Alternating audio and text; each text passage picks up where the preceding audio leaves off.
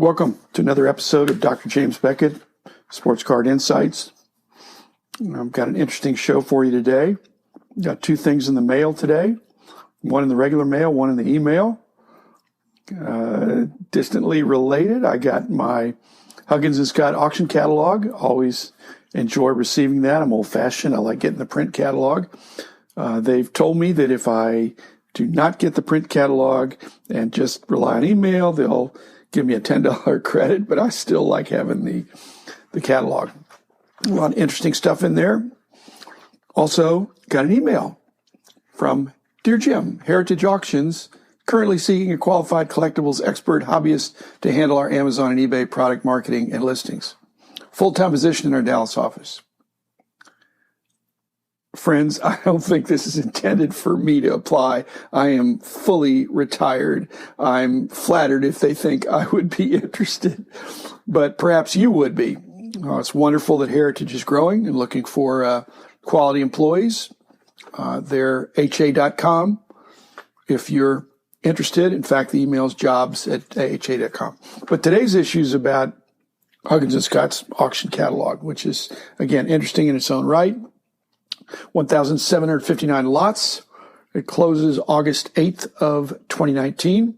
Very different from Heritage Auctions, but fun in a different way.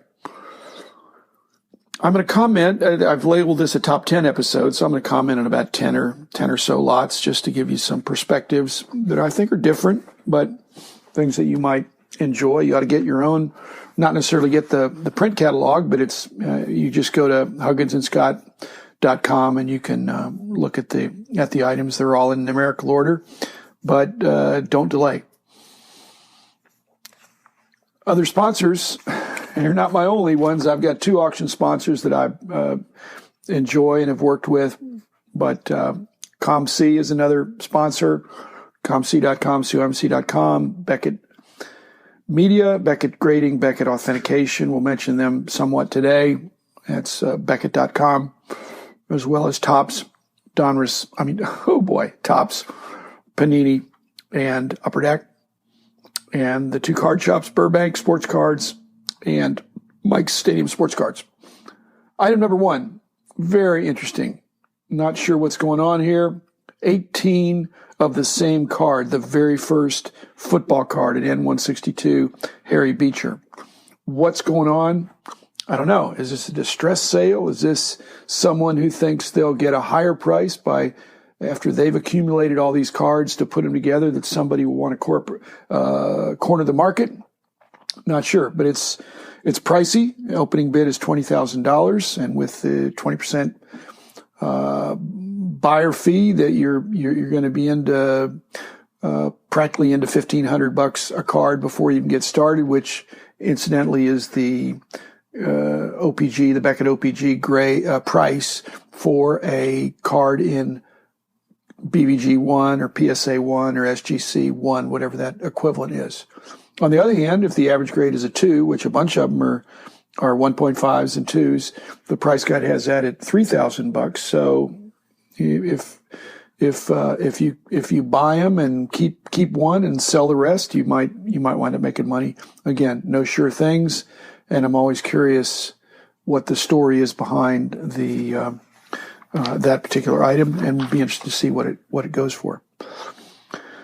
Item 58 was a Mecca double folder lot with it says includes Cobb and Johnson, and it does. But I might note that of the double folder sets or cards, those are one of the few sets that it's not that they don't grade well, but when you grade them, you're taking away the ability to fold it.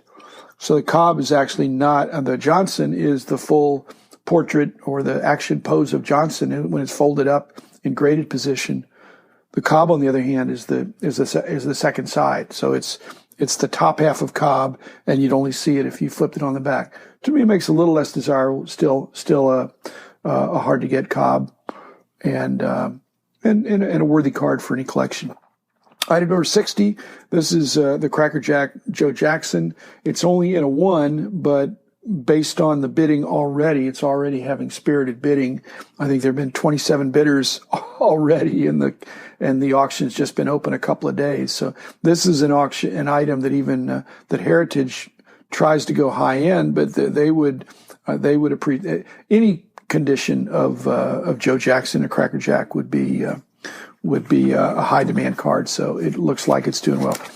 Lots 140 and 148 are both Jackie Robinson Leaf cards, considered his rookie by most. Some dispute about whether the set came out in 48 or 49, but the 140 lot is about twice as expensive as the 148 lot, and that's because they're both PSA 2, but the lot 148 has the MK qualifier.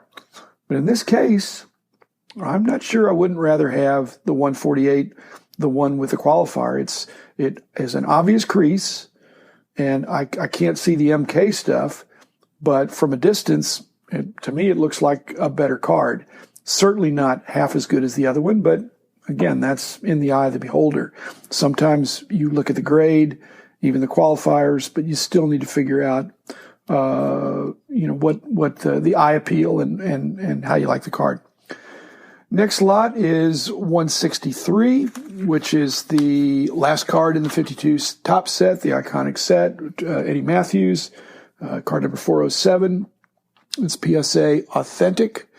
And frankly, it looks really good. So, wait a minute. It's SGC authentic, which does not disclose why it's authenticated, whether it's been slightly trimmed or bleached or colored. I might note that all authentic graded cards are not equal. Some are authentic because they're in terrible shape and they don't even make a 1. And some are there because they have a minimal kind of coloring or dabbing. In this case, it's unfortunate that we don't know what the situation is, but it's a nice look card. I'm not advocating buying trimmed cards, but when it's in a slab, it'd be nice to know. Again, you ought to pay according to what you're getting. Next is lot number 271, which is this 1940 play ball. As I've told you, that's my dad's set. That was kind of the last set he collected. And this one has a lot of tape damage. It looks like they were taped, and this is tricky. I don't advocate additive restoration. I don't think that's okay. I think it's okay if you take a nylon or a stocking and kind of rub off some wax, and some people think it's okay to dip it in distilled water, but a chemical bath is another story and not usually considered appropriate. So on the other hand, somebody buying this may want to try. On the other hand, if you use the wrong chemicals, the cards could get even worse. But they look pretty good, and somebody may want to take a chance. It wouldn't be mine. I'm set on that, but I'm just saying.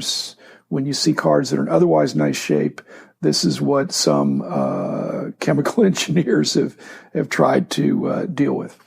Lot 323, which is the Circle K fully graded set, and I'm wondering, why is that in there? Why was that graded? When you look at the fees there for what it would be to grade it, and they're not even in all 10s, it's an easy set.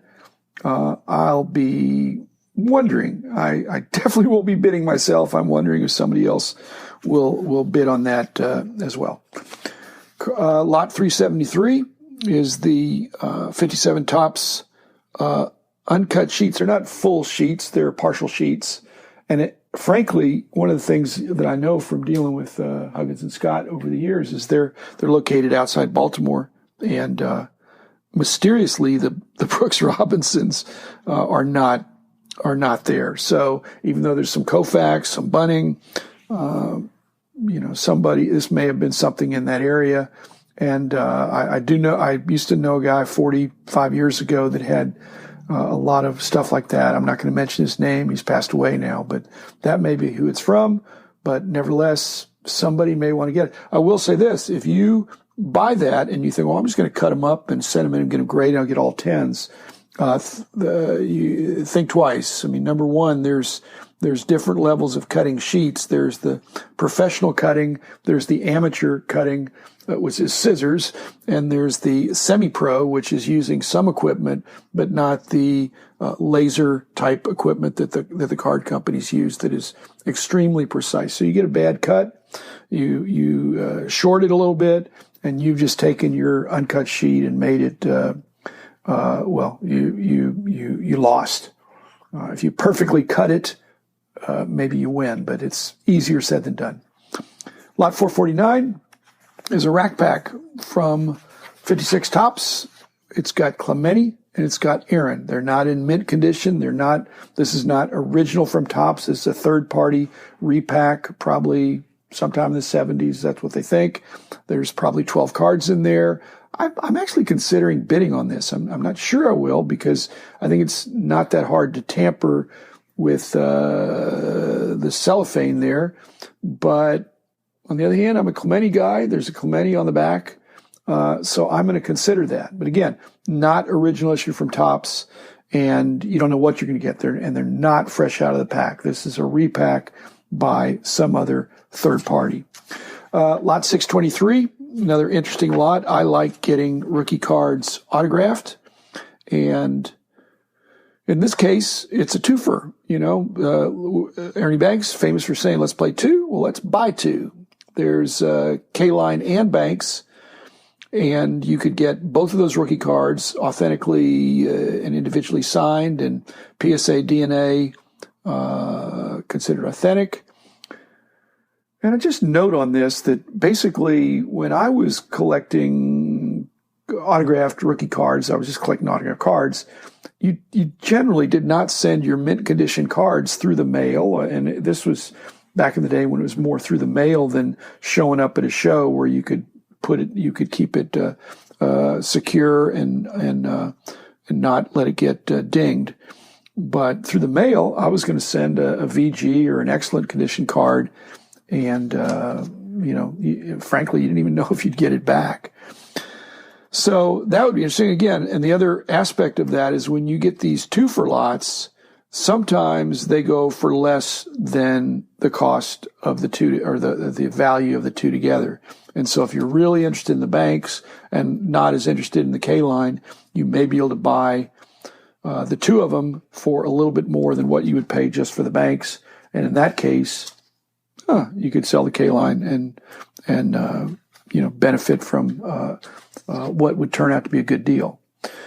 And lastly, lot 1401. As I've said, Clemente is my guy, and I am interested in a lot that has, how many gloves did that have? 19 gloves from Roberto Clemente, something like that.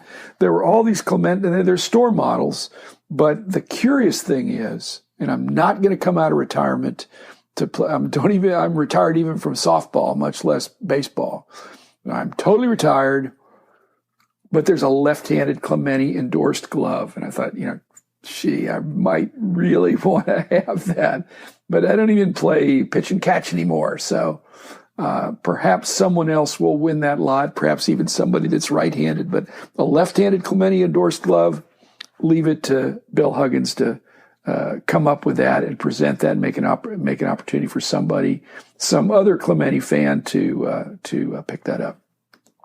So I had fun going through the catalog. There's all kinds of other stuff. In fact, even though I'm doing sports card insights, there are 10 or 20% of the lots are not even sports. They're comic related, or sometimes they have coin related, or other kinds of non-sport cards, which I don't get into too much, but some really interesting stuff. Again, they're just as Heritage has their own unique style and presentation, so does Huggins and Scott. So I encourage you to give both of them a look and see what your style is, whether you want to bid on some of this stuff. They're both reputable auctioneers, and I've had success and enjoyment with both. So again, thanks for your listening. And I wish you the best in your hobby pursuits, whether that's through fixed price purchasing in person or online, or any kind of auction format. So again, thanks, and I'll talk to you again tomorrow. Bye-bye.